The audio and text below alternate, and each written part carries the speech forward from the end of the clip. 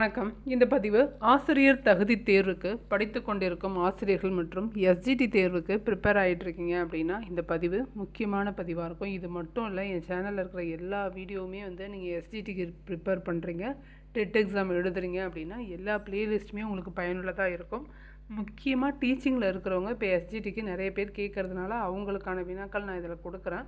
முக்கியமான வினாக்கள் 6th வரலாறு, புவியியல் ரெண்டுமே கொடுத்துட்டேன். இப்போ குடிமையியலில் லெசன் பை லெசன் கேட்டிருக்கீங்க, அதனால் நான் இப்போது 4th லெசன் பார்க்குறோம். மொத்தம் பார்த்திங்கன்னா ஒரு 7 லெசன் இருக்குது குடிமையியலில், சாலை பாதுகாப்பு வரைக்கும். அதில் ஃபஸ்ட்டு பன்முகத்தன்மையை அறிவோம், சமத்துவம் பெறுதல், தேசிய சின்னங்கள், இது 3 நம்ம பார்த்தாச்சு. இப்போ 4வது லெசன் பார்க்குறோம். இந்திய அரசியலமைப்பு சட்டமும் மக்களாட்சியும் நம்ம இந்த பதிவில் பார்க்க போகிறோம். இந்திய அரசியலமைப்பு சட்டம், மக்களாட்சி, இது ரெண்டும் இதில் பார்த்துட்டோம் அப்படின்னா அதுக்கப்புறம் உள்ளாட்சி அமைப்புகளும் சாலை பாதுகாப்பு 2 லெசன் தான் இருக்குது, அதோட முடிஞ்சிடும். அதுக்கப்புறம் பொருளியல் பற்றி கொஞ்சம் கொடுத்துருப்பாங்க, இன்ட்ரொடக்ஷனாக கொடுத்துருப்பாங்க, அதையும் நம்ம சேர்த்து பார்த்துடலாம். இதோட 6ஆம் வகுப்பு முடிஞ்சிடும். அதுக்கு அடுத்து நம்ம 7th பார்க்க போகிறோம். 7th ஏற்கனவே வரலாறு பார்த்தாச்சு. படிக்காமல் யாராவது இருக்காங்கன்னா அவங்களுக்கு ஷேர் பண்ணி விடுங்க. கண்டிப்பாக எக்ஸாம் நடக்கும். நான் டீச்சிங்கில் நீங்கள் டெட் எழுத போகிறீங்கனாலும் கண்டிப்பாக எக்ஸாம் நடக்கும். எஸ்ஜிடியும் கண்டிப்பாக நடக்க போகுது.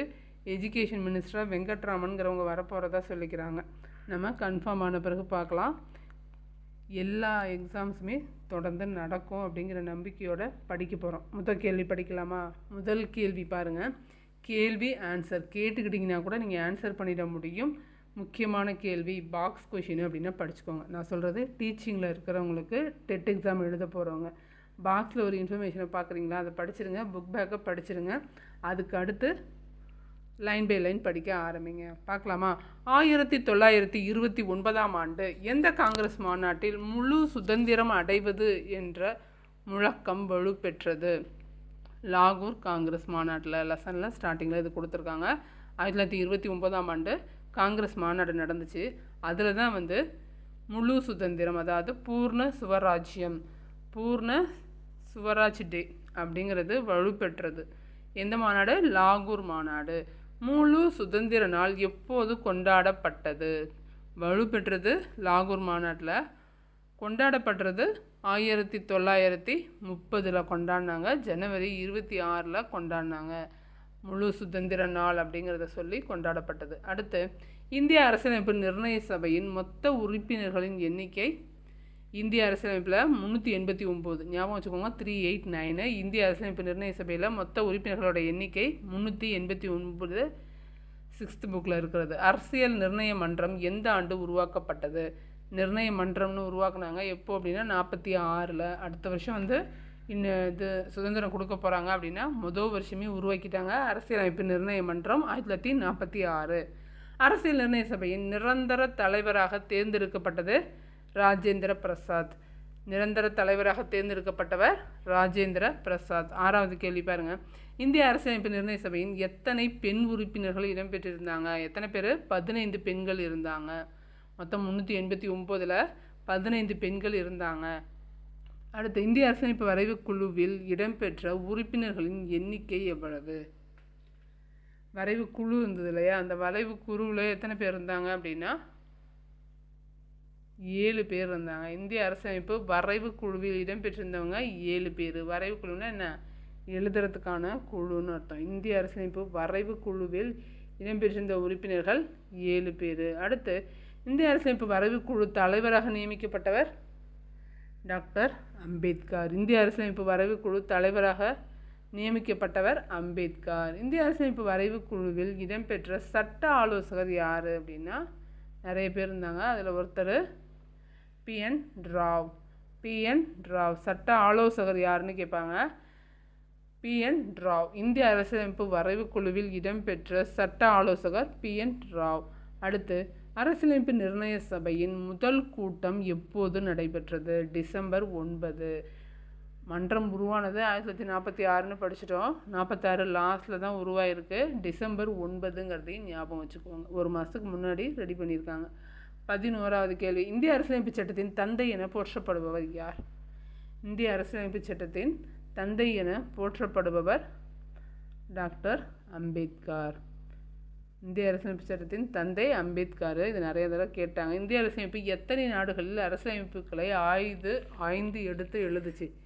60 நாடுகள்லேருந்து அரசியலமைப்போட சட்டங்களெல்லாம் படித்து அதிலெல்லாம் அனலைஸ் பண்ணி தான் எழுதுனாங்க. எத்தனை நாடுகள்? 60 நாடுகள். 13வது கேள்வி பாருங்கள். இந்திய அரசியலமைப்பு சட்டம் இறுதி செய்வதற்கு முன்னர் ஒரு தடவை எழுதிட்டாங்க. எழுதி முடிச்சுட்டு அதை நிறைய பேர்கிட்ட கொண்டு போயிட்டு ஆலோசனை பண்ணுவாங்க இல்லையா, ஒன்றுத்தையுமே படித்து பார்த்து இதனால் என்ன ப்ராப்ளம் வரும் அப்படின்னு நிறைய திருத்தங்கள் கொண்டு வந்தாங்க. அந்த மாதிரி எத்தனை திருத்தங்கள் கொண்டு வரப்பட்டது? 2000 திருத்தங்கள் கொண்டு வரப்பட்டது. எத்தனை திருத்தங்கள்? 2000 திருத்தங்கள். அடுத்து அரசியலமைப்பு சட்டம் எழுதி முடிக்க ஆன காலம் எவ்வளவு அப்படின்னா 2 ஆண்டுகள் 11 மாதம் 18 நாட்கள். இதான் புக்கில் இருக்கிறது. 2 ஆண்டுகள் 11 மாதம் 18 நாட்கள். அரசியலமைப்பு சட்டம் எழுதி முடிக்கிறதுக்கு 2 ஆண்டுகள் 11 மாதம் 18 நாட்கள் ஆச்சு அப்படிங்கிறது தான் சரியானது. ஒரு இன்ஃபர்மேஷனுமே ரொம்ப முக்கியமானது, நினைவில் வைத்து கொள்ளுங்கள், இல்லை எழுதி கூட வச்சுக்கோங்க. முழுமையான அரசியலமைப்பு சட்டம் தயாரான நாள் என்னைக்கு? முழுமையான அரசியலமைப்பு சட்டம் தயாரானது 15வது கேள்வி நவம்பர் 26, 1949. நவம்பர் 26, 1949 தான் கரெக்டாக அந்த புக்கை ரெடி பண்ணி கொண்டு வந்துட்டாங்க. அடுத்து அரசியலமைப்பு சட்டத்தை டேஷாம் ஆண்டு அரசியல் நிர்ணய சபை ஏற்றுக்கொண்டது. அரசியலமைப்பு சட்டத்தை எந்த நாளில் ஏற்றுக்குச்சு? அந்த புக்கை நாங்கள் ஒத்துக்கிறோம், இதை தான் நாங்கள் பின்பற்ற போகிறோம் அப்படிங்கிறத எப்போ ஏற்றுக்குச்சு? நவம்பர் 26, 1949. அதே நாளில் தான் எப்போ ரெடியாச்சோ அதே நாளில் தான் போட்டிருக்காங்க. 1949 நவம்பர் 26. ஃபுல்லாக ரெடியானதும் அன்னைக்கு தான், ஏற்றுக்கொள்ளப்பட்டதும் அன்னைக்கு தான். அடுத்து 1949 நவம்பர் 26. அரசியலமைப்பு சட்டம் சட்ட தினம் கொண்டாடப்படும் நாள். அரசியலமைப்பு சட்ட தினம் என்னைக்கு கொண்டாடுறாங்க அப்படின்னா ஆன்சர் நவம்பர் 26. எதனால் நவம்பர் 26ன்னு கொண்டாடுறாங்க? அன்றைக்கி தான் அந்த புக்கை ரெடி பண்ணி முடித்தாங்க, அன்றைக்கி தான் ஏற்றுக்கிட்டாங்க. எப்போது? 1949 நவம்பர் 26. அதனால தான் சட்ட தினம் அன்னைக்கு கொண்டாடப்படுது. 18 அரசியலமைப்பு உருவாக்க செலவு செய்த மொத்த தொகை எவ்வளவு? இவ்வளோ பேர் எழுதினாங்க இல்லையா, இவ்வளோ பேர் சேர்ந்து எழுதினாங்க, எழுதுனதுக்கான செலவு எல்லாமும் சேர்த்து எவ்வளவு அப்படின்னா 64 லட்சம். அரசியலமைப்பு சட்டம் உருவாக ஆன செலவு 64 லட்சம். அடுத்து கூற்று 1 கூற்று 2ன்னு கொடுத்துருக்காங்க. கூற்று 1 பாருங்கள். நமது அரசியலமைப்பு சட்டத்தில் ஒவ்வொரு இந்தியருக்குமான நீதி, சுதந்திரம், சமத்துவத்தை உறுதி செய்வதோடு சகோதரத்துவத்தையும் வலியுறுத்துகிறது நமது அரசியலமைப்பு. கூற்று 2 பாருங்கள். அரசியலமைப்பு சட்டத்தின் முன்னுரைதான் முகப்புரை என்று அழைக்கப்படுகிறது. முன்னுரைதான் முகப்புரை என்று அழைக்கப்படுகிறது. இந்த 2 கூற்றுலையுமே ரெண்டுமே சரியானது. கூற்று 1 மற்றும் கூற்று 2 ரெண்டுமே சரியானது. அடுத்து 20வது கேள்வி பாருங்கள். முகப்புரை இந்தியாவை இறையாண்மை, சமத்துவம், மதச்சார்பின்மை, மக்களாட்சி குடியரசு என்று வரையறை செய்கிறது. கூற்று 2 அரசியலமைப்பு சட்டம் இந்திய மக்களுக்கு முழு அதிகாரத்தையும் வழங்கியுள்ளது. 20வது கேள்வி 2 கூற்றுகளுமே சரியானது. இந்த 2 கூற்றுமே சரியானது. இந்திய மக்களுக்கு தான் முழு அதிகாரத்தையும் கொடுக்குது. முகப்புரை இந்தியாவை இறையாண்மை, சமத்துவம், மதச்சார்பின்மை, மக்களாட்சி குடியரசுன்னு வரையறை செய்யுது. கூற்று 1 மற்றும் 2 ரெண்டுமே சரியானது. கூற்றாக கேட்குறாங்க, அந்த கூற்றுகளை புரிஞ்சுக்கோங்க. புரிஞ்சுக்கிட்டீங்கன்னா ஈஸியாக ஆன்சர் பண்ணிடலாம். அடுத்து இந்த மாதிரி கொஷின் கேட்டிருக்காங்க, அதனால் இறையாண்மை ஃபஸ்ட்டு, சமத்துவம், மத சார்பின்மை, மக்களாட்சி குடியரசு அப்படின்னு தான் வரிசைப்படுத்தணும். இந்திய அரசியலமைப்பு சட்டத்தில் முகப்புரையில் கொடுக்கப்பட்டுள்ளதை வரிசைப்படுத்த சொல்லியிருக்காங்க. இந்த 5 தான் அடிப்படையாக வச்சு அரசியலமைப்பு செயல்படுது. அதனால் இதை எந்த ஆர்டரில் வச்சுருக்காங்கங்கிறது ரொம்ப முக்கியம். அதனால தான் இதை கேட்குறாங்க. இறையாண்மை ஃபஸ்ட்டு, இறையாண்மை, சமத்துவம், மதச்சார்பின்மை. இறையாண்மை, சமத்துவம், மதச்சார்பின்மை, மக்களாட்சி குடியரசு அப்படிங்கிற ஆர்டரில் தான் வரும். அடுத்து அடிப்படை உரிமைகள் தெரிஞ்சுக்கோங்க. அடிப்படை உரிமைகள் மொத்தம் எத்தனை இருக்குது? மொத்தம் 6 இருக்குது. என்னென்ன? சமத்துவ உரிமை, சுதந்திர உரிமை, சுரண்டலுக்கு எதிரான உரிமை, சமய உரிமை, கலாச்சார மற்றும் கல்வி பெறும் உரிமை, கலாச்சார மற்றும் கல்வி பெறும் உரிமை, சட்ட தீர்வு பெறும் உரிமைன்னு 6 உரிமைகள் இருக்குது. ஒன்று அடிப்படை உரிமைகள் எத்தனை இருக்குதுன்னு கேட்கலாம். இல்லாட்டி 4 கொடுத்துட்டு 1 மட்டும் கடமையை கொடுத்துட்டு கூட இதில் எது பொருந்தாதது அந்த மாதிரி கேட்கலாம். அதுக்கு நீங்கள் 6 உரிமைகளையும் தெரிஞ்சு வச்சுக்கோங்க. சமத்துவ உரிமை, சுதந்திர உரிமை, சுரண்டலுக்கு எதிரான உரிமை, சமய சுதந்திர உரிமை, கலாச்சார மற்றும் கல்வி பெறும் உரிமை, சட்ட தீர்வு பெறும் உரிமை. அடுத்து அடிப்படை கடமைகள் பாருங்கள். தேசிய கொடியையும் அடிப்படை கடமைகள் 11 இருக்குது. பார்க்கலாமா? 11 அடிப்படை கடமைகள் இருக்குது, 6 அடிப்படை உரிமைகள் இருக்குது. தேசிய கொடியையும் தேசிய கீதத்தையும் மதித்து நடப்பது, எல்லா குடிமக்களும் அரசியல் சட்டங்களையும் சட்டத்தையும் மதிப்பது. தேசிய கொடி தேசிய கீதத்தை மதிக்கிறது, அரசியல் சட்டத்தை மதிக்கிறது. அடுத்து சுதந்திரத்துக்கு போராடிய நம்ம தலைவர்களை மதிப்பது, அவங்கள பின்பற்றி நடக்கிறது, நாட்டை பாதுகாக்கிறது, தேவைப்படும் போது சேவை செய்ய தயாராக இருக்கணுமா நாட்டுக்கு தேவைப்படும் போது. அதே மாதிரி ஜாதி மதம் மொழி என எல்லை கடந்த அனைவரும் சகோதர மனப்பான்மையுடன் இருப்பது, நமது பழம் பெருமை மிக்க பாரம்பரியத்தை காப்பது, காடுகள் நதிகள் ஏரிகள் உள்ளிட்ட இயற்கையையும் வனவிலங்குகளையும் பாதுகாப்பது, அறிவியல் மனிதாபிமானம் சீர்திருத்த உண்மைகளை வளர்ப்பது, அறிவியல் மனப்பான்மையோடு இருக்கிறது அப்படின்னு கொடுத்துருவாங்க. வன்முறையை தவிர்த்து அரசு சொத்துக்களை பாதுகாக்கிறது, குழந்தை பெற்றோரோ அல்லது பாதுகாவலரோ தனது குழந்தைகளுக்கு 14 வயதிற்குள் கல்வி வாய்ப்புகளை தருவது. இது எல்லாம் அடிப்படை கடமைகள். 11 இருக்குது. அடிப்படை உரிமைகள் 6 இருக்குது, படிச்சுக்கோங்க. அடுத்து, இந்திய அரசியலமைப்பு சட்டத்தின் உண்மை பிரதிகள் நாடாளுமன்ற நூலகத்தில் எந்த வாய்வு நிரப்பப்பட்ட பேழையில் வைத்து பாதுகாக்கப்படுகிறது? இந்த கேள்வி கேட்டிருக்காங்க ஏற்கனவே, முக்கியமான கேள்வி. ஆன்சர் ஹீலியம் வாயு. ஹீலியம் வாயு நிரப்பப்பட்டு வச்சுருக்கு. எங்கே அப்படின்னா நாடாளுமன்ற லைப்ரரியில் பாதுகாக்கப்படுது. அடுத்து 25வது கேள்வி. நம்ம அரசியலமைப்பு சட்டம் நடைமுறைக்கு வந்த நாள் எது? 25 ஜனவரி 26 1950. இது எல்லாருக்கும் தெரியும் இல்லையா? அதுதான் குடியரசு தின விழாவாக கொண்டாடுறோம். அரசியலமைப்பு தினம் நடைமுறைக்கு வந்த நாள். ஏற்றுக்கொள்ளப்பட்டது வேறு நாள். அந்த நாள் தான் நவம்பர் 26 தான் நம்ம சட்ட தினமாக கொண்டாடுறோம்.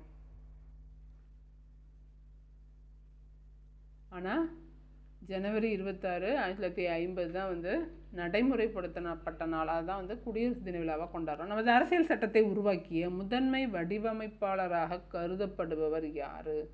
நம்ம அம்பேத்கர் தான். அவரோட சஜஷன் படி தான் எல்லாமே நடந்தது. அதனால் நமது அரசியல் சட்டத்தை உருவாக்கிய முதன்மை வடிவமைப்பாளராக கருதப்படுறது அம்பேத்கர். நமது அரசியல் அமைப்பு உருவான போது இருந்த அட்டவணை பகுதி சரத்துக்கள் யாவைன்னு சொல்லுங்கள் பார்க்கலாம். இது அடிக்கடி கேட்பாங்க.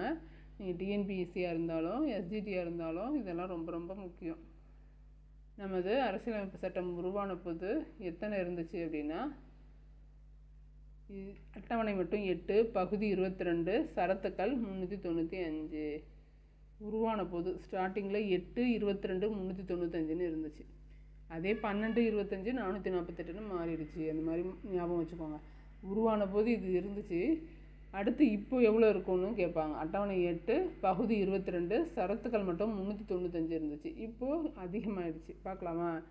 தற்போது நமது அரசியலமைப்பில் உள்ள அட்டவணை பகுதிகள் என்னென்னு கேட்பாங்க. 8, 22, 395 இருந்தது. 8, 12 ஆயிடுச்சு. 22, 25 ஆயிடுச்சு. 395, 448 ஆயிடுச்சு அப்படின்னு ஞாபகம் வச்சுக்கோங்க. 8, 12 ஆயிடுச்சு. 22, 25 ஆயிடுச்சு. 395 இருந்தது. 448 ஆயிடுச்சு அப்படின்னு ஞாபகம் வச்சுக்கோங்க. அடுத்து 29வது கேள்வி. அரசியலமைப்பு சட்ட வரைவு குழுவின் என் கோபால்சாமி, KN முன்சி, KN முன்சி, சையது முகமது சாதுல்லா, என் மாதவராவ், TT கிருஷ்ணமாச்சாரி, அல்லாடி கிருஷ்ணசாமி. TT கிருஷ்ணமாச்சாரி, அல்லாடி கிருஷ்ணசாமி ஆகியோர் என்ன பொறுப்பில் இடம்பெற்றிருந்தாங்க அப்படின்னு கேட்டிருக்காங்க. யார் யார்? அரசியலமைப்பு சட்ட வரைவு குழுவில் என் கோபாலசுவாமி, KM முன்சி, சையது முகமது சாதுல்லா, என் மாதவராவ், TT கிருஷ்ணசாமி, அல்லாடி கிருஷ்ணசாமி.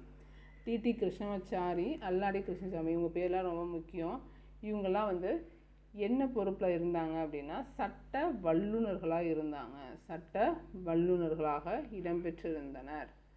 கீழ்கண்ட கூற்றுகளை கவனித்து சரியான விடையை தாருக. 2 கூற்று சொல்லியிருக்காங்க. இந்திய அரசியலமைப்பு சட்டம் தான் நமது நாட்டில் உயர்ந்தபட்ச சட்டமாக விளங்குது. அதே மாதிரி ஒரு நாட்டின் உச்சநிலை அதிகாரத்தை சொல்கிறதுக்கு இறையாண்மைங்கிறத பயன்படுத்துகிறோன்னு சொல்லியிருக்காங்க. 2மே சரியானது.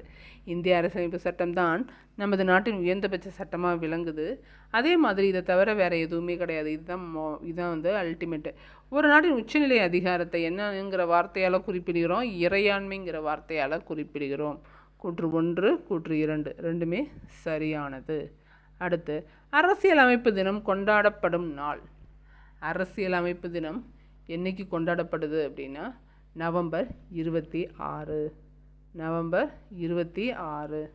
அரசியலமைப்பு சட்டத்தை டேஷாம் ஆண்டு அரசியல் நிர்ணய சபை ஏற்றுக்கொண்டது 1949. அரசியலமைப்பு சட்டத்தில் இதுவரை எத்தனை சட்ட திருத்தங்கள் மேற்கொள்ளப்பட்டுள்ளது? இதுவரைக்கும் 105 சட்ட திருத்தங்கள் மேற்கொள்ளப்பட்டுள்ளது. அரசியலமைப்பு சட்டத்தில் இதுவரை 105 சட்ட திருத்தங்கள் மேற்கொள்ளப்பட்டுள்ளது. அடுத்து 34வது கேள்வி. கீழ்கண்டவற்றில் அடிப்படை உரிமை அல்லாதது எதுன்னு கேட்டிருக்காங்க. இதில் எது அடிப்படை உரிமை அல்லாதது? சுதந்திர உரிமை, சமத்துவ உரிமை, கல்வி பெறும் உரிமை, இதெல்லாம் அடிப்படை உரிமை. ஓட்டுரிமை அடிப்படை உரிமையில் வராது. அப்போ ஆன்சர் ஓட்டுரிமை தான் ஆன்சராக வரும். கீழ்கண்டவற்றில் அடிப்படை உரிமை அல்லாதது எது? ஓட்டுரிமை. பாருங்க, இந்திய குடிமக்களின் வாக்குரிமைக்கான வயது 18. அரசியல் நிர்ணய சபை தலைவராக தேர்ந்தெடுக்கப்பட்டவர் யார்? டாக்டர் ராஜேந்திர பிரசாத். இது எல்லாமே புக் பேக்கில் உள்ளது. 2வது தடவை வந்தாலும் படிச்சிருங்க. புக் பேக்கில் உள்ளதை கண்டிப்பாக கேட்க வாய்ப்பு இருக்குது. அரசியல் நிர்ணய சபையின் தலைவராக தேர்ந்தெடுக்கப்பட்டவர் டாக்டர் ராஜேந்திர பிரசாத். இந்திய அரசியலமைப்பு சட்டத்தின் தந்தை என்று போற்றப்படுபவர் யார்? பி.ஆர். அம்பேத்கர். நமது அடிப்படை உரிமைகளை உறுதி செய்யவும் பாதுகாக்கவும் செய்வது எது அப்படின்னா இந்திய அரசியலமைப்பா நீதிமன்றமா? ஆன்சர் இந்திய அரசியலமைப்பு சட்டம். நமது அடிப்படை உரிமைகளை உறுதி செய்யவும் பாதுகாக்கவும் செய்வது இந்திய அரசியலமைப்பு சட்டம். அடுத்து, நம்ம அரசியலமைப்பு சட்டம் நடைமுறைக்கு வந்த நாள் எது? நமது அரசியலமைப்பு சட்டம் ஜனவரி 26, 1950 நடைமுறைக்கு வந்துச்சு. பொறுத்துக்க பாருங்கள். சுதந்திர தினம் என்னைக்கு? ஜனவரி 26, ஆகஸ்ட் 15. சுதந்திர தினம் ஆகஸ்ட் 15. குடியரசு தினம் ஜனவரி 26. இந்திய அரசியலமைப்பு தினம் நவம்பர் 26. நவம்பர் 26 தான் அரசியலமைப்பு தினம். சட்ட தினம் எதை கேட்டாலும் அதை சொல்லிடுங்க. நவம்பர் 26. அனைவருக்கும் கல்வி உரிமை ஏப்ரல் 1, 2010 கொண்டு வந்தாங்க. அனைவருக்கும் கல்வி உரிமைங்கிறது ஏப்ரல் 1, 2010 கொண்டு வந்தாங்க. அடுத்து, இதோட இந்த லெசன் முடியுது. அடுத்த லெசன் பார்க்கலாம். மக்களாட்சி. 5ஆம் வகுப்பு மக்களாட்சி. பாருங்கள், மக்களால் மக்களுக்காகவே மக்களே நடத்தும் ஆட்சி மக்களாட்சி என்று கூறியவர் யார்? நம்ம அப்ரஹாம் லிங்கன். மக்களாட்சியின் பிறப்பிடம்னு எதை சொல்கிறோம்? கிரேக்கத்தை சொல்கிறோம். இந்த கேள்வி நிறைய வாட்டி கேட்டிருக்காங்க. மக்களாட்சியின் பிறப்பிடம் கிரேக்கம். அடுத்து கூற்று கேள்வி பாருங்கள். டெமோக்ரஸி என்ற ஆங்கில சொல் டெமோஸ் மற்றும் கிரிட்டியா என்ற கிரேக்க சொற்களிலிருந்து பெறப்பட்டது ஆகும். டெமாஸ் என்றால் மக்கள் என்றும் கிரிட்டியா என்றால் அதிகாரம் அல்லது ஆட்சியை குறிக்கும். அப்படிங்கிறது ரெண்டுமே சரியானது. கூற்று மற்றும் 2 கூற்றுமே சரியானது. டெமோக்ரஸி என்றது ஆங்கில சொல். டெமாஸ் மற்றும் கிரிட்டியா என்ற கிரேக்க சொல்லேருந்து வந்தது. மக்களாட்சியின் பிறப்பிடம் என்னது? கிரேக்கம் தான். அப்போ சொல்லும் கிரேக்கத்துலேருந்து வந்திருக்கு. ஞாபகம் வச்சுக்கோங்க. டெமாஸ் என்றால் மக்கள்னு பொருள். கிரிட்டியா என்றால் அதிகாரம் அல்லது ஆட்சியை குறிக்கும். அடுத்து, நேரடி மக்களாட்சியை வெற்றிகரமாக செயல்படுத்தும் வரலாற்றை பெற்றுள்ள நாடு எது? நேரடி மக்களாட்சினா ஒவ்வொரு சட்டத்தையுமே அவங்களே சொல்லுவாங்க. இந்த சட்டம் ஓகே, இதை பண்ணலாம், இதை பண்ண வேணாம் அப்படிங்கிறது சொல்கிறது யார் அப்படின்னா சுவிட்சர்லாந்து. அதுக்கு பேர் தான் நேரடி மக்களாட்சி. நம்ம நாட்டில் இருக்கிறது பிரதிநிதித்துவ மக்களாட்சி. நம்ம ஒரு ஆளை ரெடி பண்ணிடுவோம், அந்த ஆள் நமக்கு பதிலாக செயல்படுவார். அதுக்கு பேர் தான் பிரதிநிதித்துவ மக்களாட்சி. அதுக்கு எடுத்துக்காட்டு நம்ம எல்லாருமே இதை பாருங்கள். இந்தியா, இங்கிலாந்து, அமெரிக்க ஐக்கிய நாடுகள்லாம் பிரதிநிதித்துவ மக்களாட்சியை தான் பயன்படுத்துது. அப்போது அனைத்தும் சரியானது. இந்தியா, இங்கிலாந்து, அமெரிக்க ஐக்கிய நாடுகள். 6வது கேள்வி பாருங்கள். நாடாளுமன்ற மக்களாட்சிக்கு எடுத்துக்காட்டு. நாடாளுமன்றத்தை வச்சு நம்ம பயன்படுத்துகிறோம். அது யார் யார்? இந்தியா மற்றும் இங்கிலாந்து 2 தான் நாடாளுமன்றத்தை வைத்து மக்களாட்சியை செயல்படுத்துது. அடுத்து, அதிபர் மக்களாட்சிக்கு எடுத்துக்காட்டு. அதிபர் வச்சு நாடாளுமன்றத்துக்கு பதிலாக அதிபர் இருப்பார். 7வது கேள்வி. அதிபர் மக்களாட்சி தான் அமெரிக்க ஐக்கிய நாடுகளில் பயன்படுத்தப்படுது. அமெரிக்க ஐக்கிய நாடுகளில் அதிபர் மக்களாட்சி நடைமுறையில் இருக்குது. 8வது கேள்வி. 2007 ஐநா சபை டேஷாம் நாளை உலக மக்களாட்சி தினமாக கொண்டாடுது. செப்டம்பர் 15 தான் உலக மக்களாட்சி தினம். எப்போலேருந்து கொண்டாடுறாங்க? 2007 யார் கொண்டாடுறாங்க? ஐநா சபை தான் இதை சொல்லுச்சு. அடுத்து, எந்த நாட்டின் அரசியலமைப்பு சட்டம் உலகிலேயே மிக பெரிய எழுதப்பட்ட அரசியல் சட்டமாகும்? பிரேம் பிகாரி ரைஜடா தான் எழுதினார். ரைட்டான்னு கேட்டு எழுதினார். பிரேம் பிகாரி ரைஜடா 10th வரும். எந்த நாட்டின் அரசியலமைப்பு சட்டம் உலகிலேயே மிகப்பெரிய எழுதப்பட்ட அரசியலமைப்பு சட்டம்னு சொல்லுது? நம்ம இந்தியா சட்டம்தான். அடுத்து நமது அரசியலமைப்பு சட்டத்தை உருவாக்கிய முதன்மை வடிவமைப்பாளர் யார்? Doctor B.R. அம்பேத்கர். உலகிலேயே முதலில் பெண்களுக்கு ஓட்டுரிமை அளித்த நாடு? அவங்க நியூவாக பண்ணாங்க, நியூசிலாந்து அப்படின்னு ஞாபகம் வச்சுக்கோங்க. நியூவாக பெண்களுக்கு ஓட்டுரிமை கொடுத்தாங்க, நியூசிலாந்து தான் கொடுத்தது. எந்த வருஷம்? சரி, 12வது கேள்வி பாருங்க. ஐக்கிய பேரரசில் எந்த ஆண்டு ஓட்டுரிமை வழங்கப்பட்டது? 1918. ஐக்கிய பேரரசில் எந்த ஆண்டு ஓட்டுரிமை வழங்கப்பட்டது? 1918. அமெரிக்க ஐக்கிய நாடுகளில் எந்த ஆண்டு பெண்களுக்கு ஓட்டுரிமை வழங்கப்பட்டது? அமெரிக்க ஐக்கிய நாடுகளில் எந்த ஆண்டு பெண்களுக்கு ஓட்டுரிமை வழங்கப்பட்டது? 1920. 1918 வழங்கப்பட்டது ஓட்டுரிமை. ஐக்கிய பேரரசில் ஓட்டுரிமை கொடுத்தாங்க. ஆனால் பெண்களுக்கு அமெரிக்க ஐக்கிய நாடுகளில் ஓட்டுரிமை கொடுக்கப்பட்டது 2 வருஷம் கழிச்சு 20. சரியான கூற்றை தேர்ந்தெடுக்க. நேரடி மக்களாட்சி மக்களை சட்டங்களை உருவாக்குகிறார்கள். அனைத்து சட்டத்திட்டங்களையும் மக்கள் தான் அங்கீகரிப்பர். கூற்று 3. அரசியல்வாதிகள் நாடாளுமன்ற செயல்முறைகளைப்படி ஆட்சி செய்வர். அரசியல்வாதிகள்லாம் நாடாளுமன்ற செயல்முறைப்படி ஆட்சி செய்வாங்க. ஆனால் நேரடி மக்களாட்சியில் மக்களே தான் சட்டங்களை உருவாக்குவாங்க அப்படின்னு கொடுத்துருக்காங்க. இதில் 14 3 கூற்றுமே சரியானது. 1, 2, 3 கூட்டுமே நேரடி மக்களாட்சியை பற்றி சொல்லுது. நேரடி மக்களாட்சியில் மக்களே தான் சட்டங்களை உருவாக்குவாங்க. சட்ட திருத்தங்களையும் மக்கள் தான் அங்கீகரிப்பாங்க. இந்த சட்ட திருத்தம் ஓகேவா அப்படிங்கிறத அங்கீகரிப்பாங்க. அப்போது அந்த சட்டத்தை திருத்தி கொடுக்கறது மட்டும்தான் அரசியல்வாதிகளும் நாடாளுமன்ற செயல்முறைப்படி செய்கிறாங்க. கூற்று 3மே நேரடி மக்களாட்சியில் சரியானது. அடுத்து, இந்திய குடிமக்களில் எத்தனை சதவீதம் பேர் தங்கள் நாட்டின் மக்களாட்சியின் மீது நம்பிக்கை கொண்டுள்ளதாக புள்ளி விவரங்கள் தெரிவிக்கிறது? ஆன்சர் 79 பேர். ஆன்சர் 79 பேர் மக்களாட்சி மேலே நம்பிக்கை கொண்டிருக்காங்க. எங்கன்னா இந்தியாவில். 16. கிரேக்கம் பற்றிய சரியான விடையை தேர்ந்தெடுக்க. ஒவ்வொரு நாடு நம்ம 60 நாட்டிலேருந்து ஆராய்ந்து தானே பண்ணோம். அதில் முக்கியமான நாடுகள் ஒரு 4-5 நாடுகளை பற்றி கொடுத்துருக்காங்க. அதை பற்றி தான் நம்ம அடுத்து பார்க்க போகிறோம், பார்த்துக்கோங்க. கிரேக்கம் பற்றி ஃபஸ்ட்டு கொடுத்துருக்காங்க. கிரேக்கத்தோட காலம் 5ஆம் நூற்றாண்டு. அது எந்த இடத்துல இருக்குது அப்படின்னா கிரீஸில் இருக்குது. கிரேக்கம் கிரீஸில் இருக்குது. அரசியல் தத்துவத்தின் அடித்தளமாக கிரேக்கத்தை சொல்கிறோம். இது எல்லாமே சரியானது.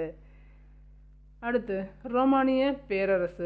ரோமானிய பேரரசை பார்த்தும் கொஞ்சம் எடுத்திருக்கோம். அது என்னங்கிறதையும் சும்மா லைட்டாக இன்ட்ரடக்ஷனாக கொடுத்துருக்காங்க. ரோமானிய பேரரசோட காலம் பார்த்திங்கன்னா 300 to 50 ஆண்டுகள். அமைவிடம் தீபகற்பம், இத்தாலி, ரோம். ரோமானியம், இத்தாலி, ரோமு. நாகரிக வளர்ச்சியில் உலகளாவிய விரிவாக்கம் பெற்ற நாடு எது அப்படின்னு கேட்டாங்கன்னா ரோமானிய பேரரசு தான். இது அனைத்துமே சரியானவை. அடுத்து, சான் மாரினோஸ் பற்றிய சரியான விடை. சான் மாரினோஸுங்கிற ஒரு இடத்த பற்றியும் போட்டிருக்காங்க. இது எங்கே இருக்குன்னா இத்தாலியில் இருக்குது. இது என்னத்தை பார்க்குறோம் அப்படின்னா பழமையான அரசியலமைப்பு தற்போதும் நடைமுறையில் இருக்குது. பழமையான அரசியலமைப்பு தற்போதும் நடைமுறையில் இருக்குது. காலம் 301. அடுத்து, 19வது கேள்வி. ஐஸ்லாந்து பற்றிய சரியான விடையை தேர்ந்தெடுக்க. ஐஸ்லாந்து என்ன இடம் அப்படின்னு பார்த்துக்கிங்கன்னா அதோட இடத்தையும் அதோட என்ன அதில் ஸ்பெஷாலிட்டி அப்படிங்கிறதையும் கொடுத்துருக்காங்க. ஐஸ்லாந்து காலம் பொது ஆண்டு 930. ஐஸ்லாந்து பற்றிய சரியான விடையை தேர்ந்தெடுக்க சொல்லியிருக்காங்க. ஐஸ்லாந்து பற்றி எங்கே அமைவிடம், அது எதில் ஸ்பெஷல் அப்படிங்கிறத கொடுத்துருக்காங்க. காலம் 930. அமைவிடம் திங்வேலீர். உலகிலேயே பழமையான மற்றும் நீண்ட காலமாக செயல்பட்டு வரும் நாடாளுமன்றம். உலகிலேயே பழமையான நீண்ட காலம் செயல்பட்டு வர்றதை கொண்டிருக்கிறது ஐஸ்லாந்து. ஐஸ்லாந்து திங்வேலியில் இருக்குது அப்படிங்கிறதையும் தெரிஞ்சுக்கோங்க. அடுத்து, மனித தீவு பற்றி கொடுத்துருக்காங்க. மனித தீவு இங்கிலாந்திற்கும் அயர்லாந்திற்கும் இடையே அமைஞ்சிருக்கு. மனித தீவு இங்கிலாந்துக்கும் அயர்லாந்திற்கும் இடையே அமைஞ்சிருக்கு. காலம் 927. மன்னராட்சியின் கீழே சுய ஆட்சியாக இது இருக்குது. திங்வேலீர் கிடையாது. இது மனித தீவு. மனித தீவு பற்றிய சரியானது என்னென்னா இது இங்கிலாந்துக்கும் அயர்லாந்துக்கும் இடையே அமைஞ்சிருக்கு. இது மன்னராட்சி கீழே சுய ஆட்சியாக இருக்குது. மன்னராட்சியின் கீழ் சுய ஆட்சியில் இருக்கிறது எது அப்படின்னு கேட்டாங்கன்னா மனித தீவுங்கிறத சொல்லணும். அடுத்து, இங்கிலாந்து பற்றிய சரியானது என்ன அப்படின்னா காலம் 13ஆம் நூற்றாண்டு. இது இங்கிலாந்திலே தான் இருக்குது. 1215 எழுதப்பட்ட மகா சாசனம் தான் இது. இங்கிலாந்து பற்றிய சரியானதில் 1215 எழுதப்பட்ட மகா சாசனம். இதை மாக்னா கார்ட்டான்னு அழைக்கிறோம். மாக்னா கார்ட்டான்னு அழைக்கப்படுறது இங்கிலாந்தோட எழுதப்பட்ட மகா சாசனத்தை தான். வருடம் 1215. அமெரிக்க ஐக்கிய நாடுகள் பற்றிய சரியான விடையை தேர்ந்தெடுக்க. அமெரிக்க ஐக்கிய நாடுகள் 1789 அமெரிக்க ஐக்கிய நாடுகளிலே அமைஞ்சிருக்கு. இது ஒரு பழமையான மக்களாட்சிகளில் ஒன்று.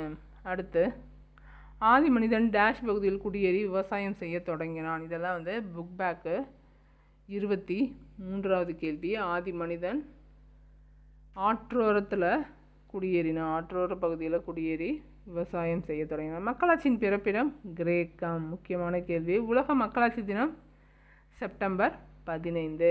நேரடி மக்களாட்சியில் வாக்களிப்பவர் யார்? வாக்காளர்கள். நேரடி மக்களாட்சியை செயல்படுத்தும் நாடு எது? சுவிட்சர்லாந்து. அடுத்து 28. மக்களாட்சிக்கான வரையறையை வகுத்தவர் யார்? நம்ம அப்ரஹாம் லிங்கன். மக்களாட்சிக்கான வரையறையை வகுத்தவர் அப்ரஹாம் லிங்கன். மக்கள் டேஷ் அளிப்பதன் மூலம் தங்கள் பிரதிநிதிகளை தேர்ந்தெடுக்கின்றனர். வாக்கு அளிப்பதன் மூலம். 30வது கேள்வி. நமது நாட்டில் எந்த வகை மக்களாட்சி செயல்படுகிறது? பிரதிநிதித்துவ மக்களாட்சி செயல்படுகின்றது. ரொம்ப பேசிக்காக தான் கேள்வி கேட்பாங்க, பயப்படாதீங்க. ஆனால் எல்லாத்தையும் தெரிஞ்சு வச்சுக்கோங்க. எல்லாத்தையும் தெரிஞ்சு வச்சுக்கிட்டு ஆன்சர் பண்ண ட்ரை பண்ணுங்கள். நான் சொல்கிற மாதிரி அந்த ஷேட் பண்ணி பார்க்குறது இல்லையா, அது ஒரு பேப்பர் கிடச்சிதுன்னா வாங்கி ஷேட் பண்ணி பாருங்கள். ரவுண்ட்லேயே ஷேட் பண்ண பழகுங்க. இதோட 2 லெசன் பார்த்துட்டோம் நம்ம இன்றைக்கி. இந்திய அரசியலமைப்பும் மக்களாட்சியும் பார்த்துட்டோம். இன்னும் 2 லெசன் தான் இருக்குது. உள்ளாட்சி அமைப்பும் சாலை பாதுகாப்பும் அடுத்து பார்த்துடலாம். அதுக்கப்புறம் இங்கிலீஷும் நம்ம பார்க்கலாம். இதோட இந்த பதிவு முடியுது. நன்றி, வணக்கம்.